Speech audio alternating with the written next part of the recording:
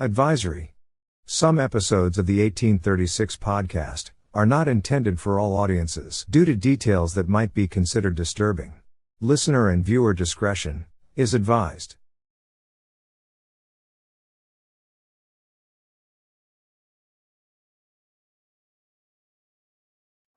Imagine stepping back in time to the lush, river-carved bottomlands of southeastern Arkansas, where towering pines whisper secrets of centuries past, and the slow-moving Washita and Saline rivers shape the land like ancient arteries. This is Bradley County, a sprawling rural expanse of about 650 square miles in the Arkansas timberlands, with a population hovering around 10,500 souls today. It's a place of deep forests, sprawling wetlands, and the massive Felsenthal National Wildlife Refuge, sprawling across its southern reaches, preserving one of the largest green tree reservoirs in the world. Here at just 55 feet above sea level along the Washita lies Arkansas's lowest point. The county seat in the heart of the area is Warren, a charming town joined by smaller communities like Hermitage and Banks. Though largely a dry county prohibiting alcohol sales, exceptions exist within some city limits, reflecting the practical spirit of its people. Bradley County's roots run deep, far beyond European footsteps. For thousands of years, indigenous peoples, like Caddo villages and Mississippian mound builders, thrived along these fertile rivers, leaving behind over 200 archaeological sites preserved in the refuge, some dating back 5,000 years. European explorers arrived in the 1540s with Hernando de Soto, followed by French traders and Spanish outposts. After the 1803 Louisiana Purchase, American pioneers trickled in, braving floods, malaria, and the dense wilderness. Many came up the Washita from the deep south, settling in places like the early Pennington settlement. One such pioneer was Captain Hugh Bradley. Captain Hugh Bradley was an early Arkansas frontier settler, War of 1812 veteran, and the man for whom Bradley County is named. Born in Tennessee around 1783, he married Martha Hunter, also of Tennessee, and in 1818 they left with several families from Middle Tennessee, coming downriver by flatboat to first settle on the Red River in what was then southwest Arkansas Territory. By the mid-1820s, he moved his family again into the wilderness, establishing a farm a couple of miles northeast of present-day Warren and becoming the area's best-known pioneer, trader, and hunter, renowned for his courage and his long trips by dugout down the Saline River to Monroe, Louisiana for supplies. He had earned the title captain from his rank in the War of 1812 and later led or helped organize migrations of Tennessee families into Arkansas. He interacted with Spanish officials, helped map the region, and became a foundational figure.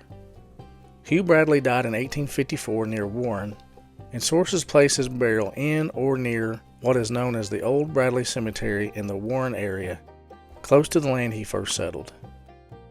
On December 18, 1840, Arkansas's legislature carved Bradley County from Union County, naming it in his honor. For the first couple of years, County Court even convened in Captain Bradley's own home.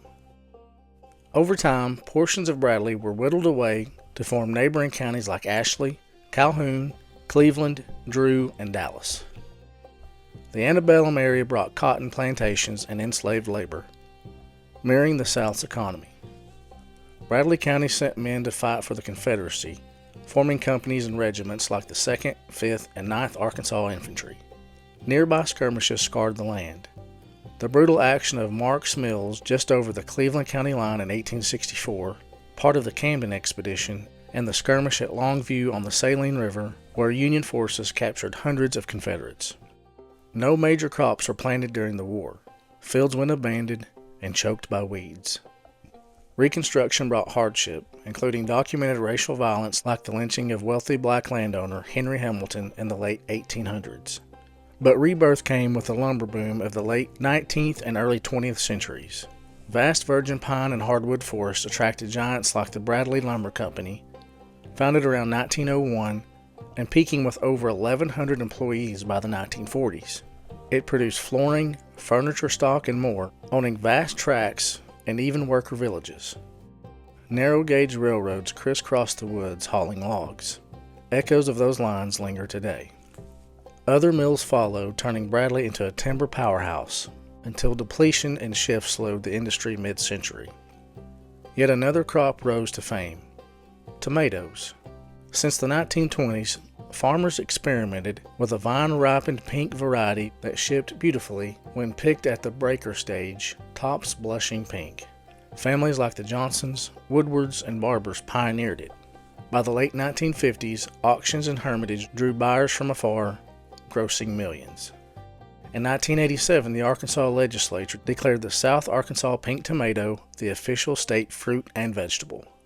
And since 1956, the Bradley County Pink Tomato Festival, one of the state's oldest continuous festivals, has celebrated it in Warren every second weekend in June.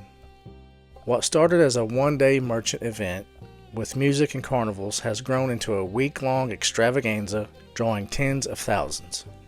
Highlights include the all-tomato luncheon, where every dish is tomato-infused, a tomato-eating contest, often featuring local politicians, parades, pageants crowning Miss Pink Tomato, 5K runs, street dances, arts and crafts, and fireworks.